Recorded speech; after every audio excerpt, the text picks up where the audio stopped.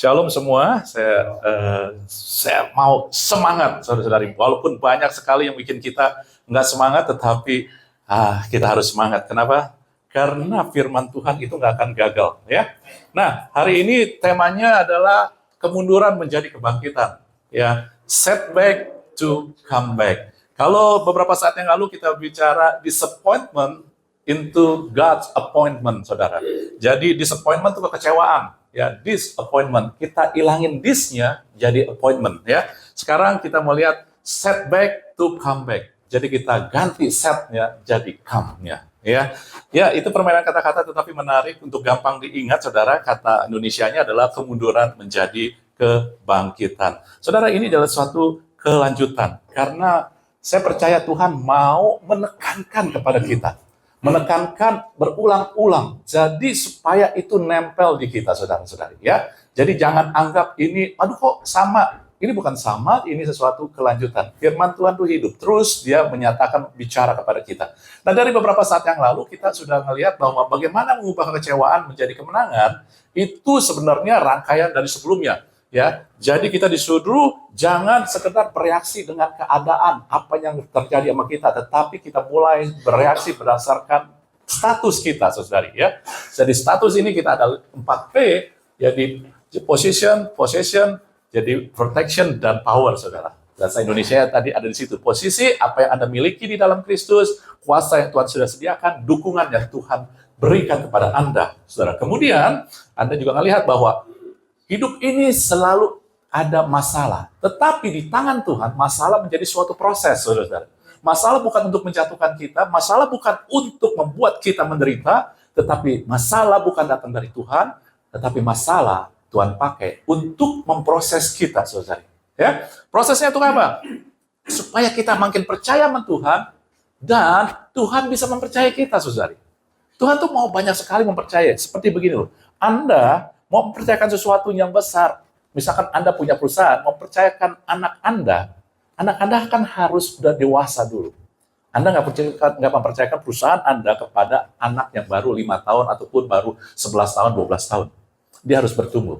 Ya, tetapi anak itu juga harus mulai percaya kepada Anda. Dan inilah proses. Jadi, sekali kita bertumbuh dan juga kita mempersiapkan diri supaya kita bisa dipercayakan semakin banyak. Bukan Tuhan nggak percayakan Anda dan saya, tetapi Tuhan sudah percayakan, dan Tuhan mau percayakan yang lebih besar lagi, saudara-saudara. Ya, oke. Dan disitulah kita belajar bagaimana kita diproses, sehingga memiliki hati yang benar, sikap yang benar, dan juga iman kita aktif, saudara-saudari. Ya, dan dua hal ini berjalan bersamaan. Ya. Jadi yang pertama, Tuhan melakukan bagi kita, jadi kita nggak lakukan apa-apa. Tuhan yang lakukan, Tuhan tak kasih kita posisi. Ya, kita dikasih apa yang dia miliki. Power dari dia, Roh Kudus, dukungan dari Tuhan. Ya, semua Tuhan lakukan bagi kita. Tetapi proses Tuhan mau melakukan bagi kita, saudara. Ya, Anda sadar ini ya? Jadi dua-duanya ini kita harus jalankan. Ada proses, tetapi juga ada posisi dalam kehidupan kita. Amin.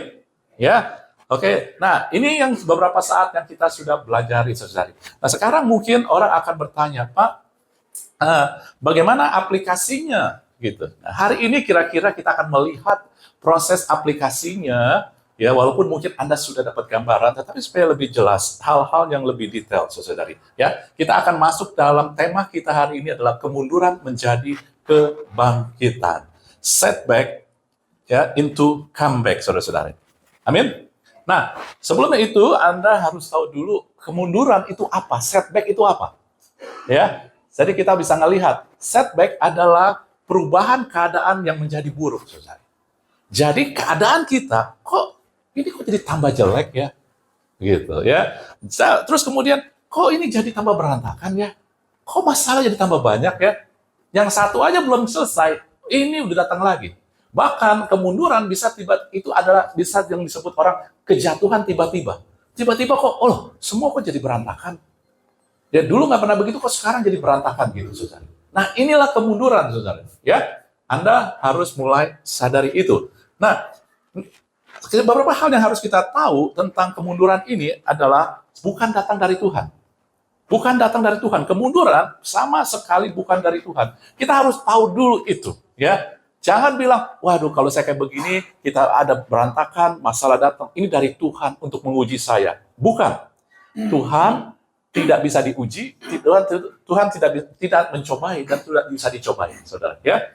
Jadi bukan dari Tuhan. Kita harus tahu dulu. Kalau bukan dari Tuhan, kita jangan mau diam di situ.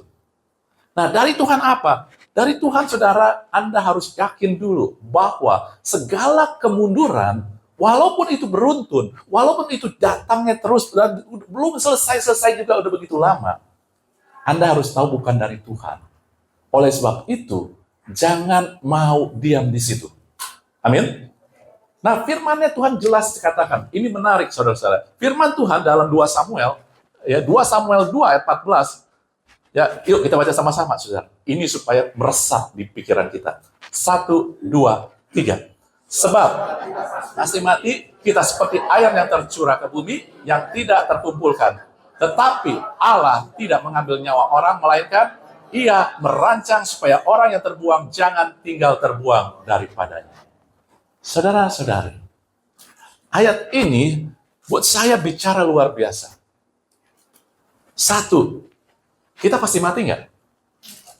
Mati adalah kepastian. Mati meninggalkan dunia. Jadi tercurah seperti air ke bumi, itu tubuh jasad kita. Bukan roh kita. Ya, tidak terkumpulkan lagi. Nggak bisa mati. Habis itu kita bisa hidup lagi. Nggak bisa. Gitu. Kecuali nanti kebangkitan ketika Tuhan Yesus datang kedua kali.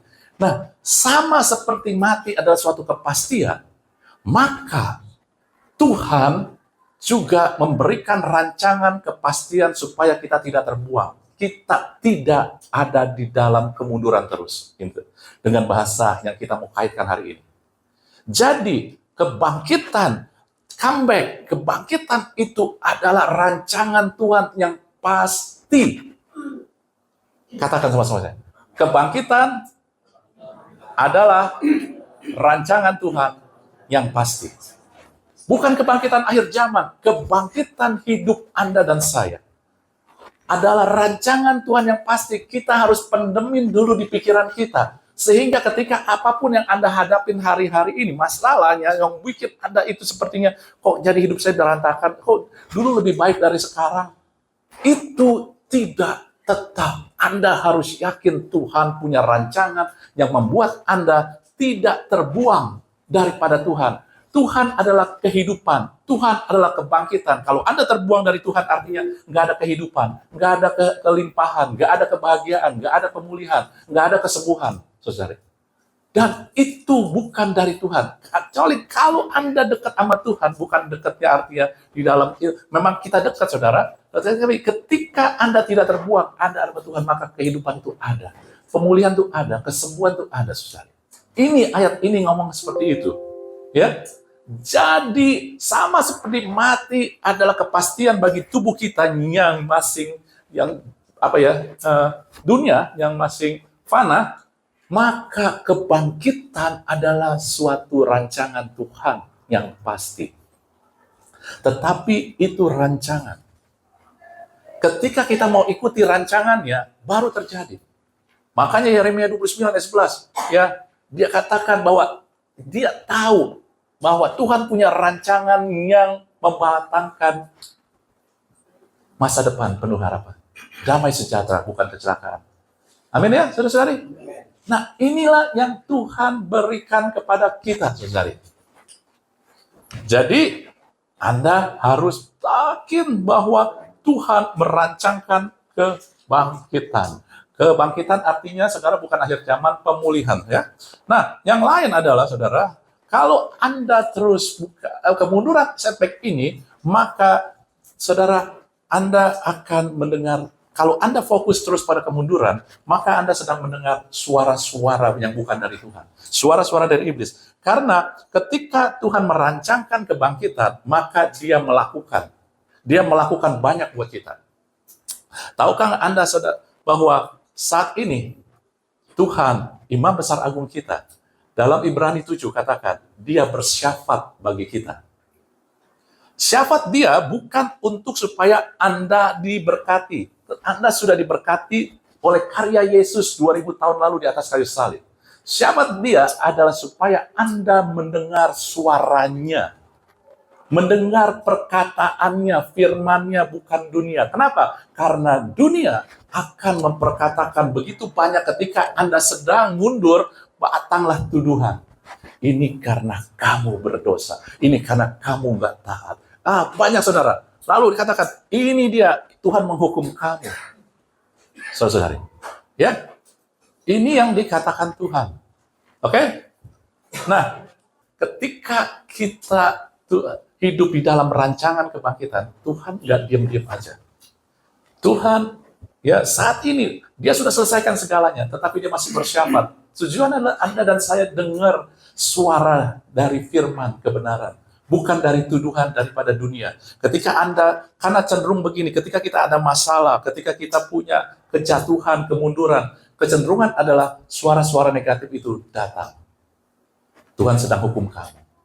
Kamu itu nggak berarti, kamu itu nggak ada apa-apanya.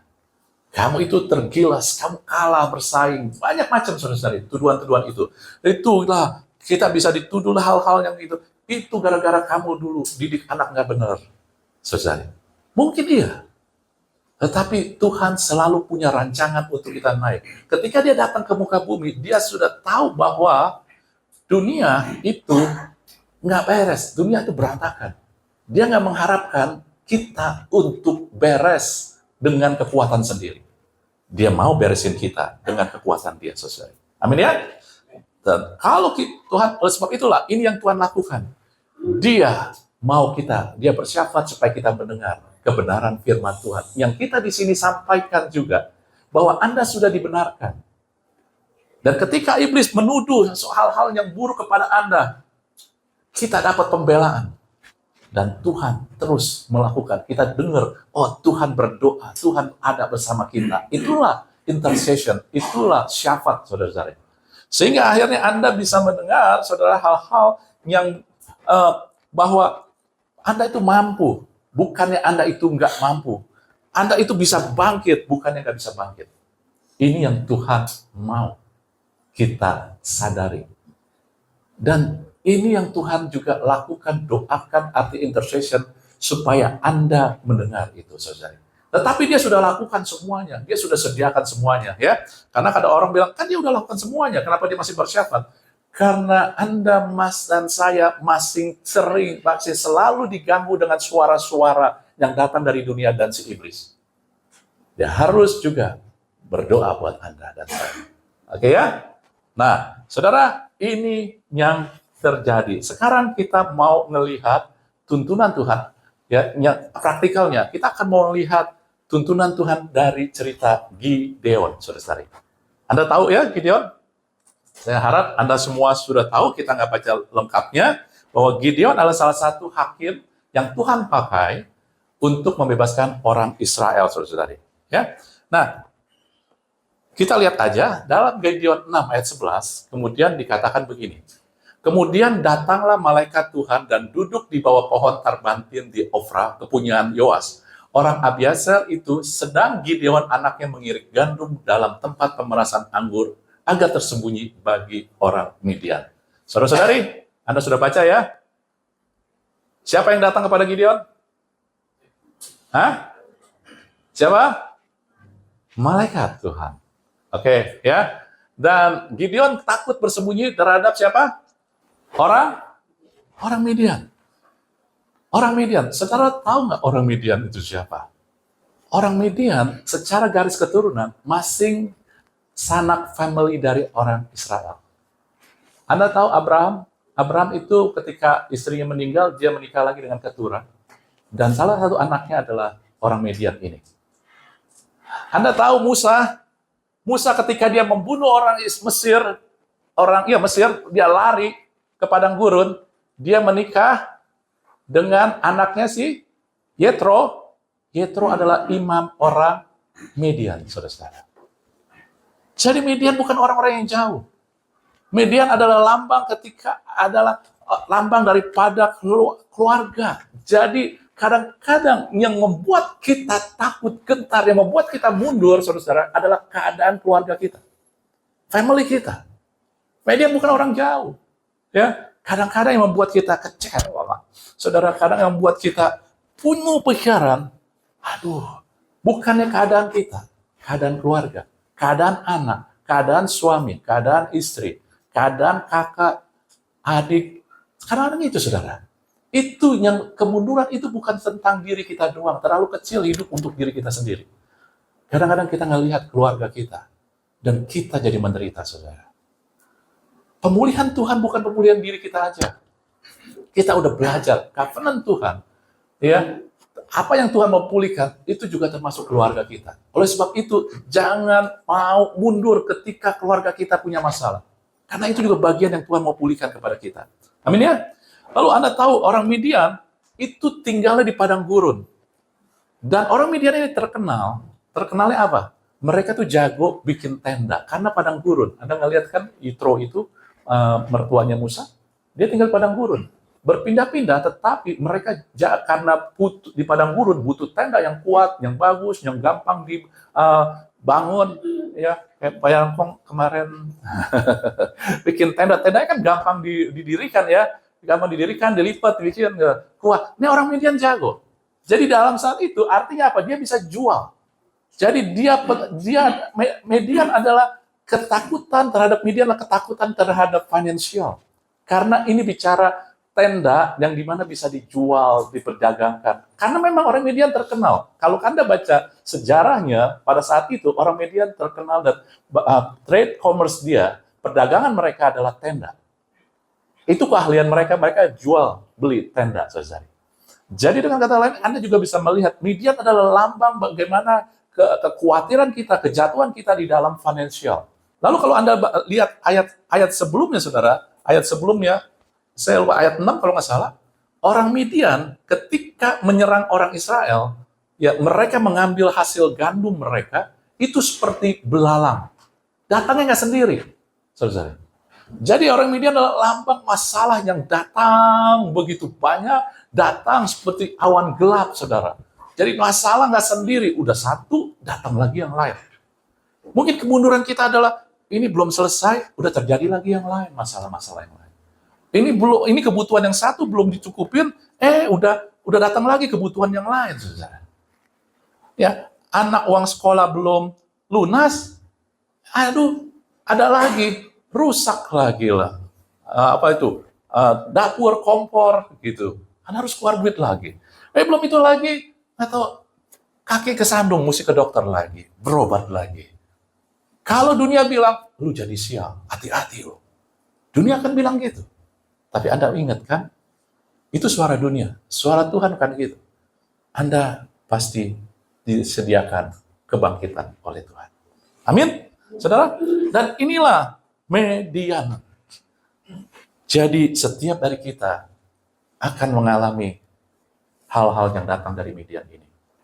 Ya, dalam kehidupan ini. Tetapi Anda nggak lihat di sini, saudara. Di mana malaikat itu menemui si Gideon? Di pengirikan gandum.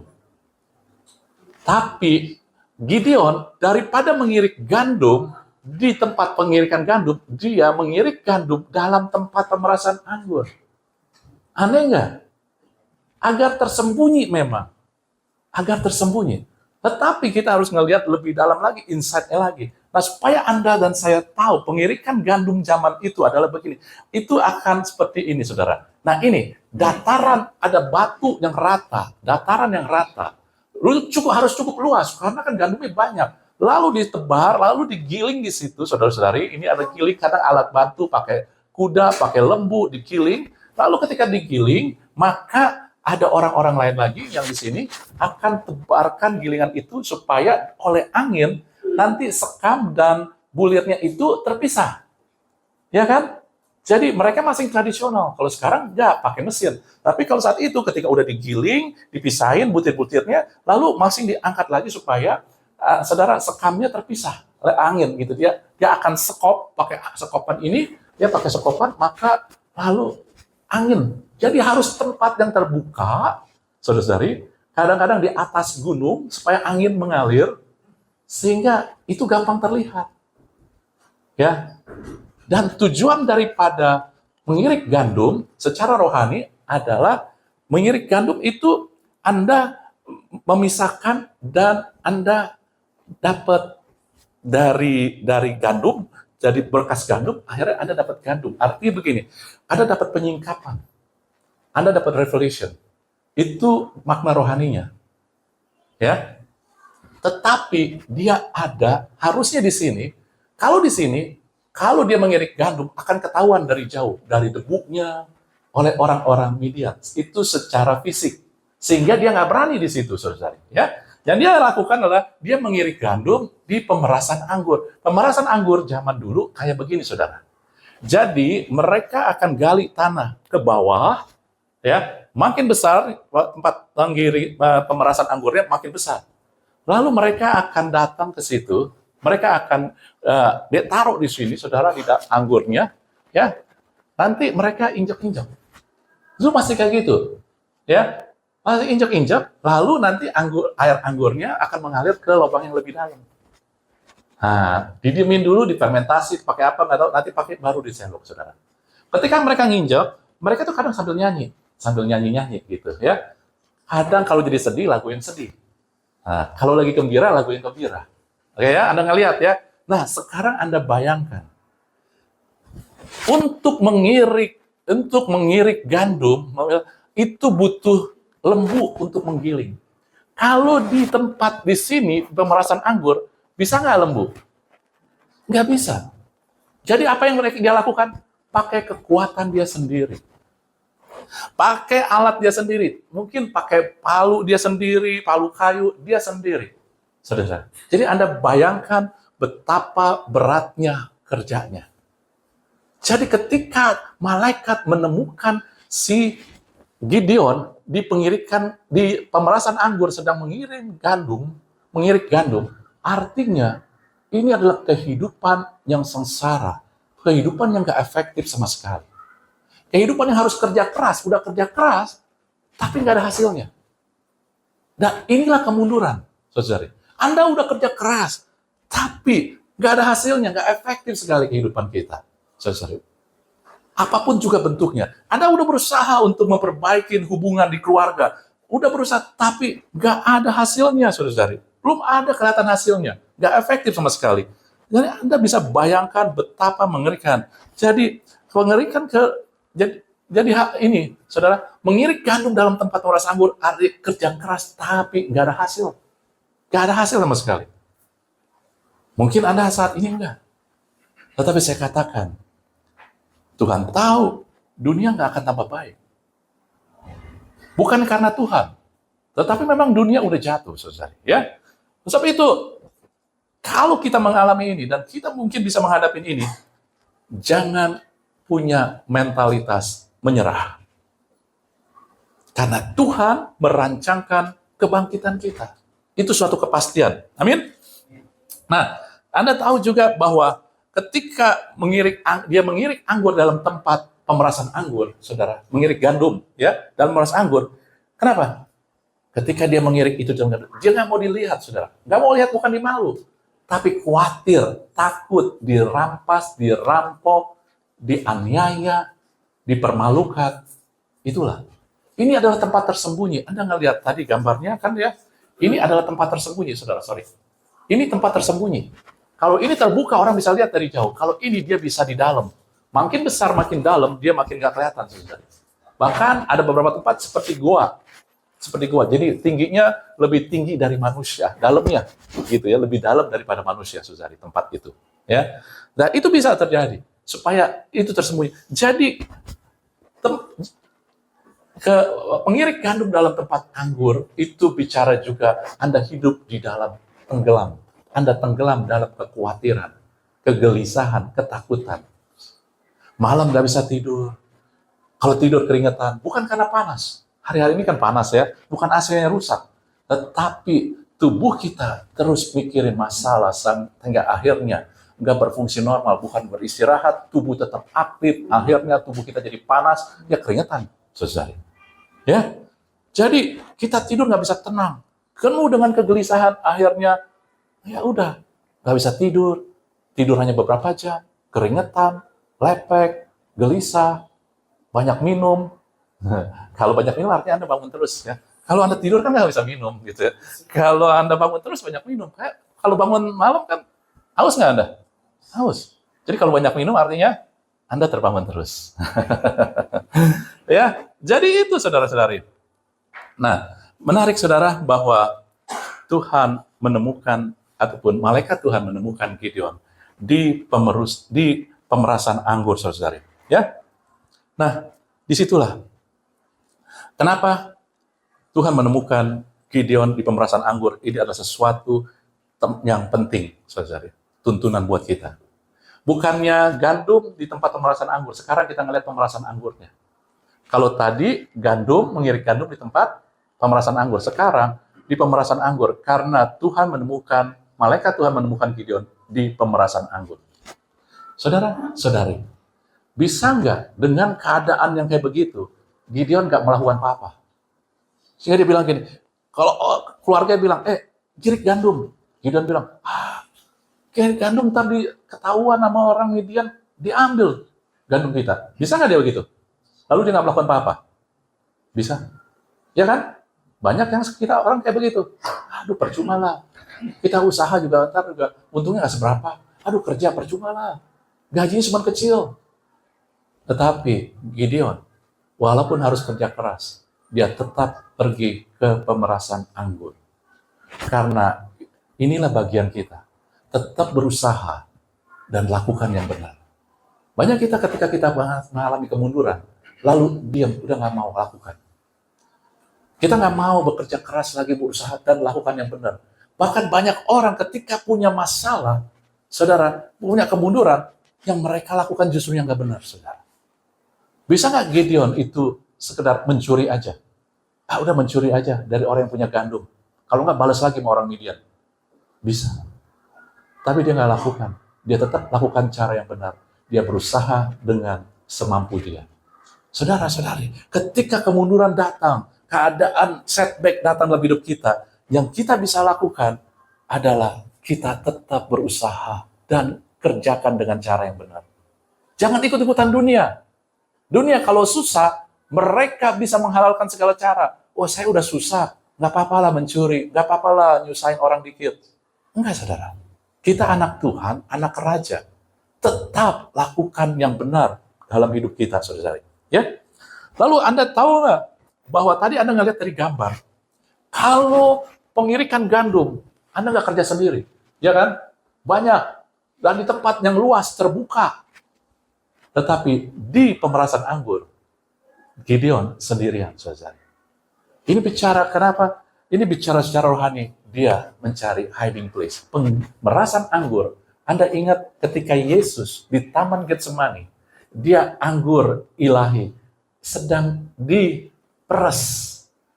Taman Getsemani adalah hiding place, tempat persembunyian Yesus, saudara.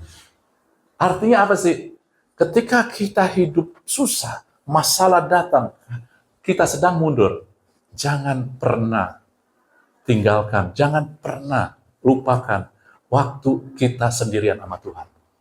Karena banyak orang, daripada mereka waktu sendiri sama Tuhan, mereka udahlah healing.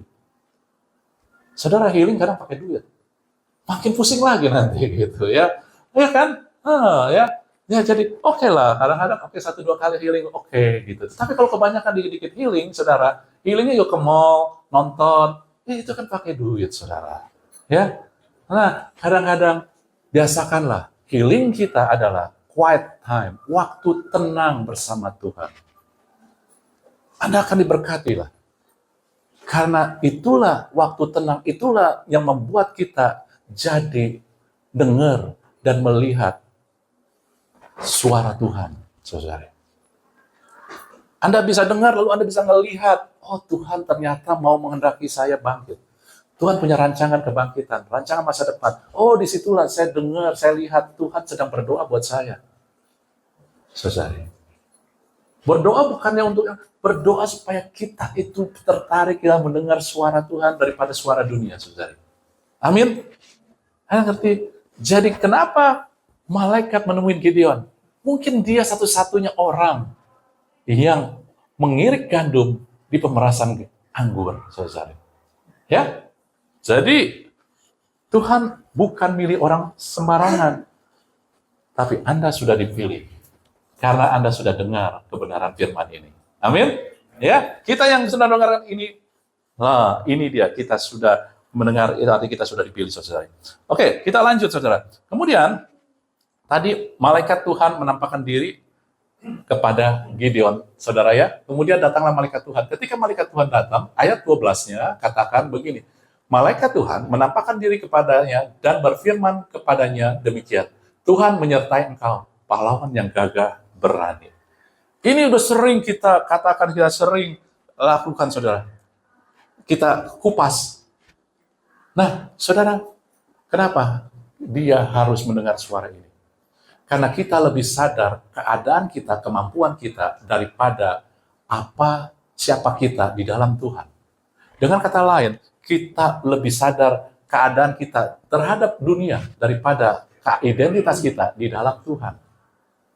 Anda ngelihat tadi yang tentang ketika mengubah kekecewaan menjadi appointment Tuhan, pengutusan Tuhan. Yang pertama adalah Anda harus tadi ya menyadari, bukan bereaksi terhadap keadaan dan sekeliling, tetapi Anda menyadari posisi Anda. Amin. Kita harus menyadari posisi kita di dalam Tuhan. Bukan di hadap dunia. Dunia mungkin merendahkan kita. Dunia mungkin memperlakukan kita nggak layak, tetapi identitas kita di dalam Tuhan itu penting. Dan kadang kita bingung, saya seperti itu. Iya, Anda seperti itu di dalam Tuhan. Gideon, pahlawan yang gagah berani, di dalam Tuhan. Bukan di dalam diri dia. Nanti Anda ngelihat bahwa itu di dalam Tuhan, bukan dalam diri dia. Saudara-saudari, kita manusia itu nggak ada apa-apanya. Alkitab berkali-kali katakan kita ini fana, kita ini nggak berarti. Tetapi ketika kita di dalam Tuhan, kita berubah. Superman pun kalah, ya. Kita nggak kayak begitu. Superman pun kalah, saudara. Kita yang menentukan sekali keadaan, saudara. Ya. Dan inilah yang harus kita sadari. Tuhan tidak mencari orang-orang yang hebat di mata dunia. Tuhan mencari orang-orang yang mau menerima dia dan hidup di dalam dia, saudara. Ya? Tuhan nggak mau cari orang yang hebat di mata dunia. Ke mata dunia ketika berhasil mereka bilang, saya yang hebat, saya yang luar biasa. Tapi ketika orang-orang yang biasa tetapi mereka mau menerima Yesus dan melihat diri mereka di dalam Yesus, orang-orang inilah yang Tuhan bisa pakai, saudara. Anda dan saya nggak ada apa-apanya mungkin. Ya, kalau resume, bikin CV, kurikulum kita, resume, mungkin belum pernah kerja. Ataupun yang lain, berkali-kali gagal. Ya, terus belum punya rumah, belum punya ini. Nggak ada masalah, saudari. Banyak kita dengerin suara dunia. Kita jadi berarti karena apa yang kita miliki, apa yang bisa kita lakukan. Tapi Tuhan, seluruh kita ingetin terus. Saya berarti karena di dalam Tuhan. Saya perkasa karena di dalam Tuhan. Amin, saudara? Ya. Nah, ketika itu kemudian memang saya nggak tulisin respon Gideon. Ya. Saya kasih unjuk Anda dan apa yang Tuhan mau bicara. Ya. Lalu ketika itu kemudian saudara, ya Gideon ngomong, dia bilang sama Tuhan, ya dia bilang sama Tuhan, dia ngomong gitu ya. Dia bilang, Tuhan, kalau engkau, gitu. Ini biasa nih, ini suara dunia begitu. Gideon respon habis itu di ayat 13. Kalau engkau Tuhan, kok kenapa keadaan kami kayak begini? Itu suara dunia, saudara. Suara dunia berusaha menyalahkan Tuhan, gitu ya. Tapi lihat nih, ya. Kemudian respon Tuhan. Lalu berpalinglah Tuhan kepadanya dan berfirman. Tadi siapa yang ketemuin? Malaikat Tuhan. Sekarang siapa yang menemui dia? Tuhannya sendiri. Saudara-saudari. Ya. Lihat, ketika kita menyadari identitas kita di dalam Tuhan, maka saudara, Anda akan langsung ketemu sama Tuhan, bukan utusannya. Ketika kita menyadari identitas kita, maka kita akan menemui Tuhan, bukan utusan. Karena Anda berharga, berarti. Amin ya? Jadi lihat, ketika kita dimulai dengan kesadaran identitas, lalu maka kita akan melihat Tuhan sendiri, saudara. Ya, jadi ketika Anda tanya, bagaimana supaya saya tahu saya bisa ketemu sama Tuhan? Kayak Ayub bilang, gitu kan. Dulu dari kata orang, utusan-utusan Tuhan, tapi sekarang mataku sendiri melihat Tuhan. Ya, mataku sendiri melihat Tuhan. Ketika kita tahu identitas kita. Ayub dulu komplain sama Tuhan, tapi ketika Tuhan datang menemui dia stop komplain. Saudara, kita perlu melihat Tuhan supaya kita berhenti mendengar suara dunia yang membuat kita komplain. Tetapi untuk mendengar suara Tuhan, kita perlu sadar identitas kita di dalam Tuhan. Saudara, Alkitab mungkin nggak tulis, tetapi kalau Anda melihat prinsip Tuhan, seperti itu. Semakin kita sadar akan identitas kita di dalam Tuhan, semakin kita mudah mendengar suara Tuhan. Sebelumnya malaikatnya utusannya, tapi sekarang ya Gideon mendengar suara Tuhan sendiri. Amin, saudara. Ini Anda harus sadari. Oke ya? Nah, kemudian di sini dilihat, lalu berpalinglah Tuhan kepadanya. Kadang-kadang bahasa kita tuh terbatas. Berpaling seolah-olah membuang muka gitu ya, karena Anda kan sering kan begitu ketemu orang yang Anda sebel langsung berpaling gitu ya. Sehingga kadang-kadang kita berpaling artinya buang muka. Tapi bukan, Tuhan bukan itu. Dan kata berpaling ini punya makna yang beda, saudara-saudari. Berpaling ini memiliki makna dalam bahasa aslinya sesuatu pandangan yang intim, saudara-saudari. Pandangan yang intim. Lihat, Tuhan selalu mau intim kok. Ya, artinya berpaling ini adalah mengarahkan wajahnya dengan pandangan yang intim. Dia mau memberikan kasih anugerah, saudara-saudari. Dan Anda tahu nggak? Buat dunia, titik balik kehidupan Gideon adalah ketika mujizat terjadi. Ya kan? Ketika mujizat terjadi, dia bisa bangkit percaya, saudara. Sehingga dengan 300 orang mengalahkan pasukan Midian. Tetapi di dalam kerajaan Allah, dalam prinsip kerajaan Allah, titik balik kehidupan kita adalah ketika Tuhan memandangkan wajahnya kepada Anda dan saya. Kadang kita nggak sadar. Tapi saya mau katakan kepada Anda, dengar baik. Titik balik hidup Anda dan saya, dari keadaan buruk menjadi baik, dari setback menjadi comeback, adalah ketika Anda melihat Tuhan mengarahkan wajahnya kepada Anda. Bagaimana kita bisa melihat Tuhan mengarahkan wajah kepada kita kalau kita dengerin suara dunia? Kamu dihukum, kamu sedang sial, kamu itu memang malang. Kita nggak akan bisa dengar suara Tuhan. Tapi ketika kita mulai percaya, aku anak Tuhan. Tuhan punya rancangan masa depan penuh damai sejahtera. Tuhan punya kuasa menyembuhkan sakitku dan dia mau, bukan hanya dia punya, tapi dia mau dan dia telah menyembuhkan aku oleh pilur-pilurnya. Maka Anda akan mengalami wajah Tuhan, melihat wajah Tuhan. Bukan secara fisik, tetapi secara roh Anda tahu. Secara iman Anda tahu. Tuhan mengarahkan wajahnya kepada Anda untuk memberikan anugerah, rahmatnya. Itu dia. Ketika Tuhan mengarahkan wajah, kata ini adalah suatu mengarahkan wajah dengan keintiman untuk memberikan kemurahan, saudara. Dan itulah titik balik hidup Gideon di mata kerajaan Allah. Belum ada mujizat terjadi. Tetapi mujizat di mata Allah adalah ini. Anda melihat Tuhan mengarahkan wajahnya dan memberikan perkenanan kepada Anda. Ketika Anda memiliki keyakinan itu, tenang. Anda tahu bahwa semua akan baik aja. Tapi ketika Anda dengar suara-suara yang lain, Anda akan mulai ragu. Kok masalahnya makin datang? Masalah makin besar. Saudara, ini saya mau katakan, Anda tahu, Ayub yang tadi saya ngomong, dia bilang dulu dari kata orang dia dengar Tuhan, tapi sekarang aku memandang wajah dia sendiri. Aku mendengar langsung dari dia. Artinya dia melihat wajah Tuhan. Itu udah Ayub 42. Yang terjadi kemudian apa? Langsung hidup Ayub dipulihkan. Saudara. Sebelumnya Anda ngelihat dari pasal 2, 3 segitu, Ayub itu masalah, terus dia komplain, orang-orang nasihatnya ada yang bagus segala.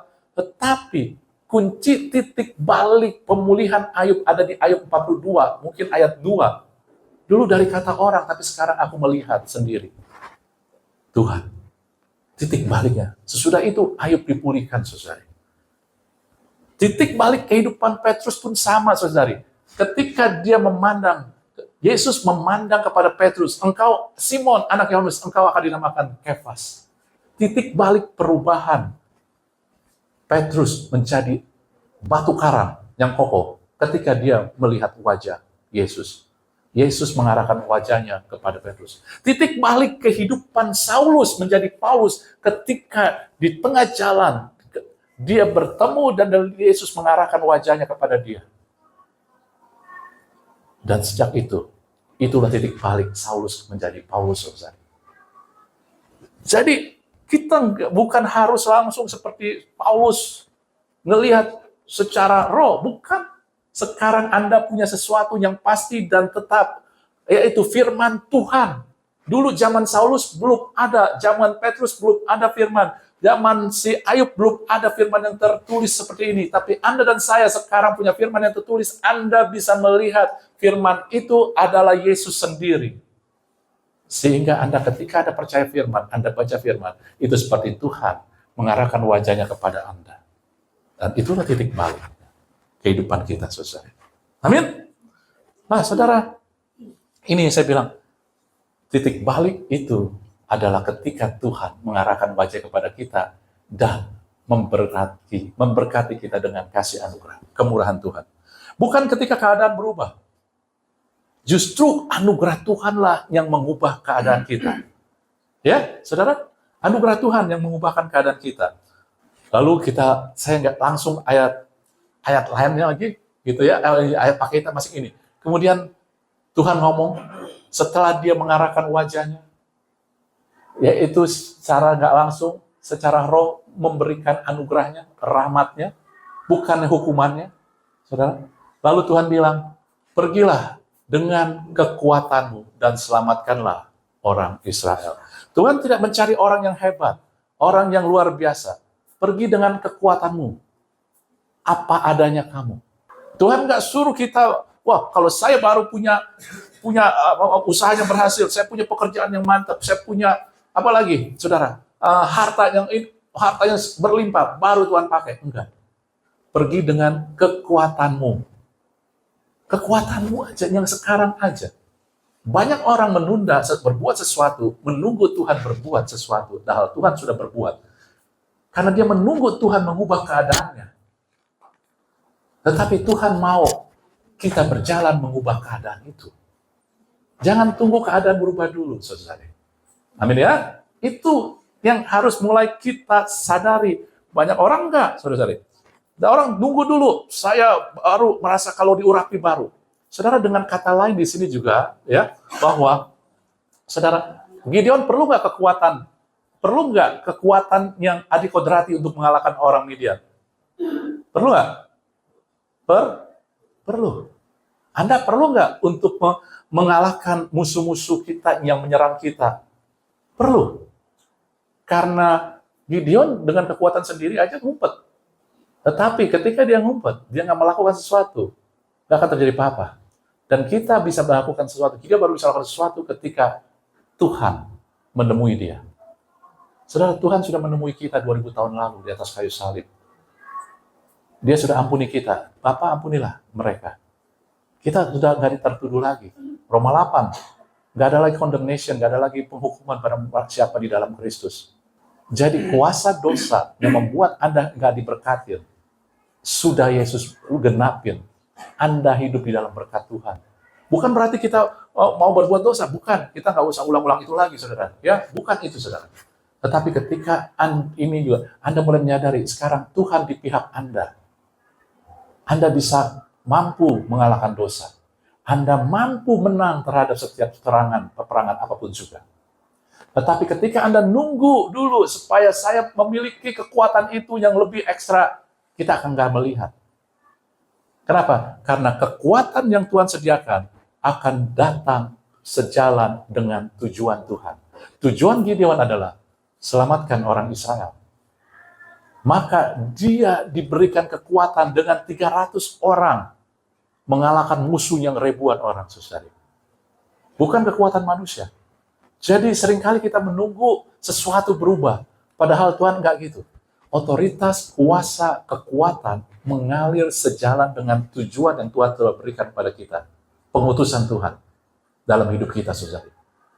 Kalau Anda tahu bahwa Tuhan mengutus saya jadi pengusaha, maka kekuatan, hikmat, otoritas itu akan datang. Tapi Anda harus mulai berdiri, sadari. Jangan nunggu keadaan jadi lebih baik. Kalau Anda diutus oleh Tuhan jadi pegawai yang masuk di dalam satu perusahaan, Anda nggak usah tunggu dulu. Hal-hal yang besar terjadi, nggak usah. Anda mulai berjalan dengan apa Anda tahu Tuhan mengarahkan wajahnya kepada Anda untuk memberikan perkenanan, maka kuasa, otoritas, hikmat itu akan mengalir kepada kita. Dalam segala hal.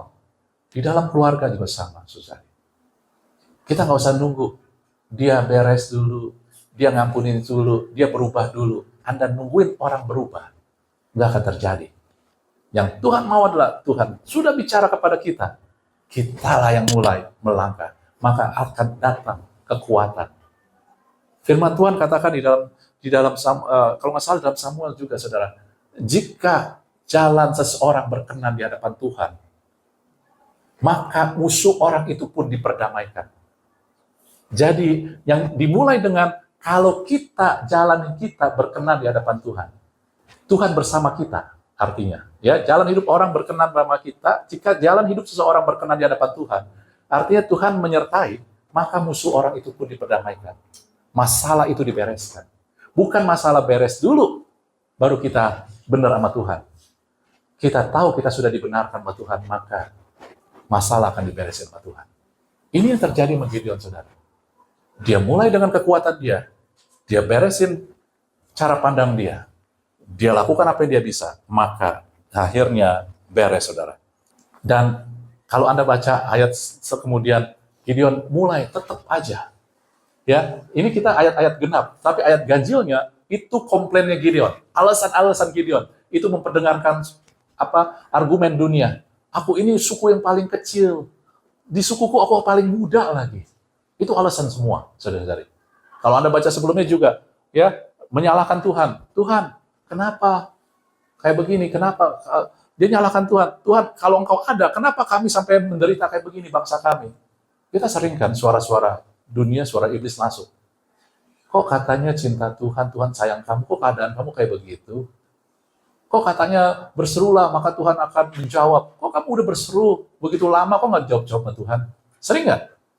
Sering.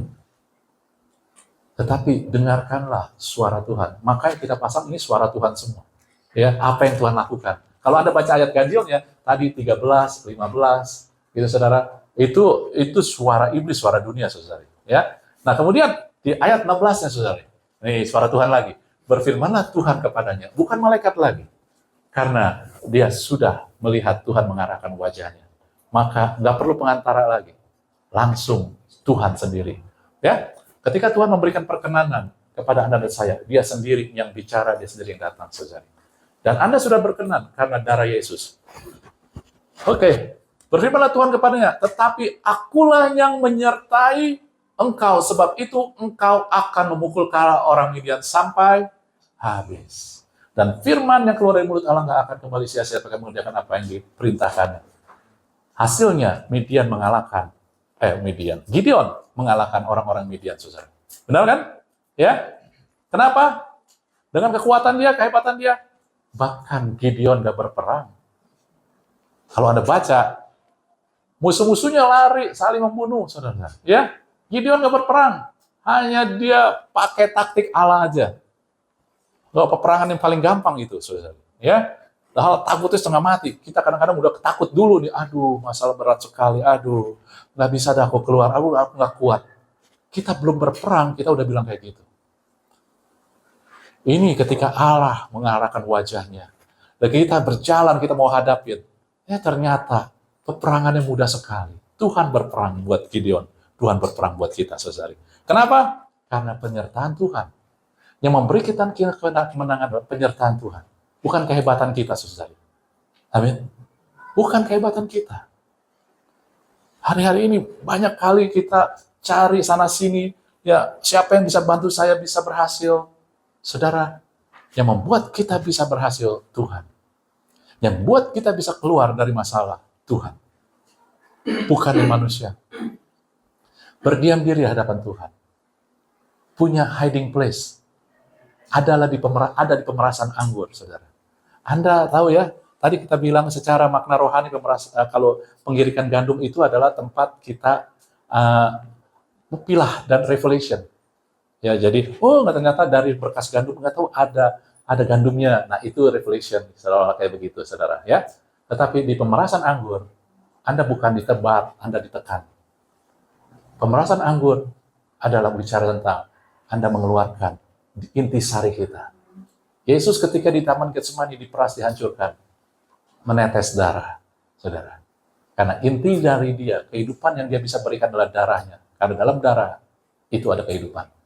Saudara-saudari, pemerasan anggur, kadang-kadang kita melihat hanya masalah besar, tapi enggak. Kadang justru pemerasan anggur adalah proses yang membuat Anda jadi murni, yang membuat Anda bisa jadi juga bersikap benar, saudari. Anda tahu hidup kita karena iman, orang percaya karena iman. Di pemerasan anggur itulah mulai kita melihat ini yang benar loh, saudari. Bukan yang apa kata dunia, tapi apa yang benar, saudara. Sebab itu, konklusi terakhir, saudara. Bagaimana membuat kemunduran menjadi kebangkitan? Dari tadi ya kita ini. Tetap berusaha dan lakukan yang benar. Jangan berhenti kerja keras. Jangan berhenti ya melakukan yang benar. Lalu Anda harus punya tempat pemerasan anggur. Itu hiding place. Tempat intim. Waktu sendiri sama Tuhan. Sehingga nanti Anda ngelihat yang murni seharusnya ini. Yang benar harusnya ini. Anda bisa mendengar suara Tuhan yang murni. Bukan suara Tuhan yang digemakan dunia, saudari. Lalu bagian kita adalah sadari identitas kita di dalam Tuhan. Ya, ini bagian kita, saudara. Tuhan gak lakukan buat Anda. Tapi Anda yang harus mulai menyadari. Dan mulai lakukan. Kasih karunia bukan kita melakukan sesuatu. Kasih karunia artinya kita tidak disuruh melampaui kemampuan kita. Oleh sebab itu, terus kita dianiaya, terus bertahan, terus lakukan yang benar. Oke ya, saudara? Dan perlu sekali waktu intim sama Tuhan, kalau nggak dunia akan mengacaukan suara-suara ini. Yang membuat kita khawatir adalah kita dengar suara dunia daripada suara Tuhan. Kita lebih dengar berita di koran ataupun di media sosial daripada berita baik di firman Tuhan, saudari. Kita lebih dengar apa label dunia kepada kita daripada apa yang label kita di hadapan Tuhan. Itu yang menjadi masalah. Dan Tuhan gak bisa lakukan, kita yang harus lakukan. Kita harus melakukan. Itu, saudara. Tetapi dari Tuhan sendiri, Anda harus percaya. Ini mentalitas kita, ini iman kita, bahwa Tuhan sudah menyediakan dan merencanakan kebangkitan kita. Dia tahu, saudara. Anda pikir, Yunus yang di Alkitab, saudara, ya, bukan dari belakang, ya, saudara. Tuhan sudah, sebelum Yunus membangkang, Tuhan sudah merancangkan kebangkitan Yunus, saudara. Coba Anda pikir, ya, Yunus ada di kapal, lalu Tuhan udah merancangkan badai besar datang. Kapal yang tempat dia lari dari putusan Tuhan. Lalu badai datang, lalu Tuhan siapkan rancangan, dia harus dibuang. Orang-orang di laut, orang-orang di kapal itu, ya, buang dia. Lalu Tuhan bikin lagi rancangan yang datang. Ada ikan besar. Ya, kita bilang ikan paus, tapi Alkitab nggak bilang ikan paus, ikan besar, saudara. Ya, datang makan dia. Tujuannya apa? Merancang supaya Yunus bisa balik kepada rancangan Tuhan. Tuhan selalu menciptakan rancangan itu. Bukannya kebetulan, saudara. Dan Tuhan pun merancangkan kebangkitan Anda. Kalau kita belum lihat, bukan berarti nggak ada. Tetap lakukan bagian kita. Tetap aja berusaha kerja keras. Tetap lakukan dengan cara yang benar. Ya, ada bagian kita. Kalau misalkan Anda usaha, Anda kerja, bagaimana saya bisa improve? Itu bagian kita. Itu kerja keras. Bagaimana saya bisa menaikkan diri saya? Artinya menaikkan diri bukan, saya bisa menambah ilmu, menambah pengetahuan. Lakukan itu. Jangan diam-diam aja. Banyak sekali kita sekarang terus ngabisin waktu di medsos berjam-jam, saudara, tanpa belajar. Murid-murid Tuhan disebut murid, karena murid itu maunya belajar. Kita ini murid-murid Kristus. Belajarlah. Belajar kenal firman, belajar firman Tuhan, tapi juga kita hidup di dunia. Kita belajarlah hal-hal yang bisa mendukung kita. Gitu. Itulah usaha kita. Itulah yang bisa kita lakukan. Nggak tiba-tiba, Anda tiba-tiba karena Anda sama Tuhan, tiba-tiba Anda jadi pinter, jadi profesor. Enggak. Anda harus mulai belajar. Karena itu adalah hikmat-hikmat dunia yang bisa dipelajari. Kalau hikmat ilahi, Tuhan. Dari Tuhan, saudari. Benar kan ya? Nah, kemudian dikatakan, titik balik hidup. Sadari bahwa titik balik hidup adalah ketika Tuhan memberikan kasih karunia-Nya kepada kita. Itu dia. Dan Tuhan sudah, ketika dia mati di atas kayu salib, saudara, dia sudah ada di pihak kita. Dia ada selalu bersama kita. Amin, saudara. Dia nggak pernah lagi sekarang menghukum kita, tetapi dia sekarang for us. Untuk kita. Jika Tuhan di pihak kita, siapa dapat melawan kita, saudara? Itu bukan hanya kata-kata, itu adalah kebenaran, itu adalah rancangan untuk membuat kita bangkit. Rancangan kebangkitan Tuhan. Otoritas, kuasa, kekuatan mengalir sejalan dengan tujuan dan pengutusan Tuhan. Jangan tunggu kita merasa udah lengkap, udah bisa digenapi, udah bisa ini. Enggak. Ketika Anda tahu Anda punya tujuan, Tuhan punya tujuan, Tuhan utus Anda, maka otoritas, kuasa, hikmat, kekuatan, finansial itu akan menyertai. Jangan tunggu yang lain datang baru kita bergerak, saudara. Lalu yang membuat kita berhasil adalah penyertaan Tuhan. Amin. Oleh sebab itu, bukan yang lain, penyertaan Tuhan. Kalau kita tahu penyertaan Tuhan, ketika Yesus mati, lalu dia bangkit, lalu dia naik ke surga, pesan dia yang terakhir adalah, aku menyertai engkau hingga akhir zaman. Dia menyertai kita. Kalau dia menyertai kita, artinya apa? Aku memberi kemenangan engkau. Sampai seterusnya, sampai akhir zaman. Penyertaan Tuhan itulah yang memberikan kita kemenangan, saudara. Amin. Anda bisa ngerti, pemusik bisa tolong bantu, ya. Anda bisa melihat hal ini bahwa bukan kuat gagah kita, tetapi Tuhan semata-mata, saudara. Ya. Yuk, saya undang kita bangkit berdiri.